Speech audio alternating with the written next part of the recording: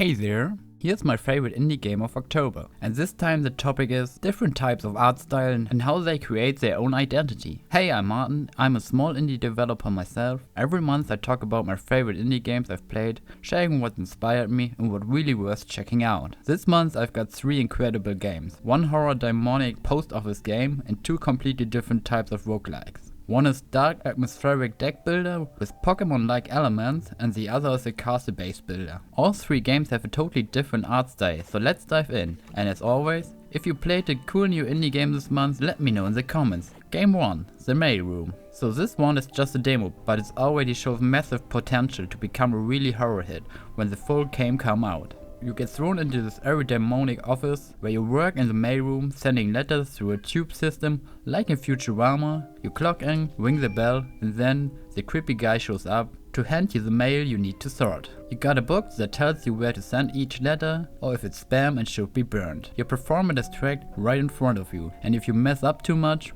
well, just say you don't want to disappoint your boss. The atmosphere is incredibly tense. You're always waiting for something terrible to happen, and then it does. What makes this game so memorable is the character design. The way that creepy guy appears and moves, it just sticks in your brain. Having a memorable character through visuals alone is such a powerful way to make the player connected to your game. Then there's the color palette. The combination of red and blue tones. The world is mostly cold blue tinted, creating this dark surreal feeling. The red elements guide your eye and create tension. The contrast between warm and cool colors is a classic color theory of horror. It creates unease and focus at the same time. Plus, the retro pixel filter really adds to the uncanny feeling. All in all, the Mailroom is a fascinating horror concept, and I can wait for the full release in early 2026. Wishlist it on Steam and support the devs. This one deserves attention. And hey, if you like horror games, check out my own game One Last Clip, which is a mix of 3D world with a 1920 cartoon art style. Game 2, Super Fantasy Kingdom. I've played this one a lot since it launched on October 24.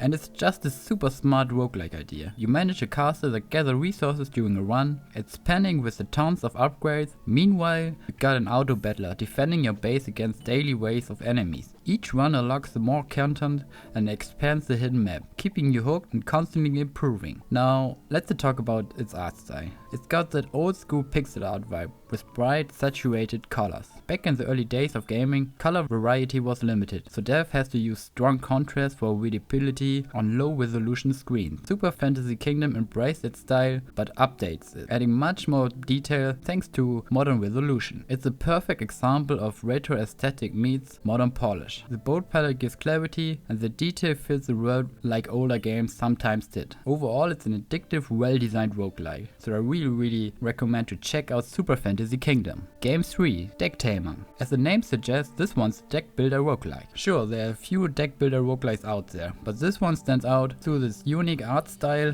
and some cool twists and strategic depths. The story unfolds as you move through a dark, mysterious world, presented in a rough sketch and beautiful written description. Gameplay wise, every monster card has unique effects, buffs and interaction. You fight across multiple lanes, your positioning and timing are critical, and when a monster dies you lose the card forever. So you need to catch new creature, like I said in a Pokémon style, to upgrade and rebuild your deck. The death mechanic make every decision feels risky and meaningful. It's not just about building a strong deck, but keeping it alive. The art style is a big part of the game identity. It used sketchy black and white illustration, which perfectly match the dark creepy tone of the world. The rough hand-drawn look feels like raw and unsettling, like you're flipping through a cursed sketchbook. And the art style of the monster cards are awesome. They are not sketchy, but really great designed, but all in this mysterious dark vibes to match to the world building. And the farther you go and the stronger the monster get, the more fascinating the art style of the monsters get.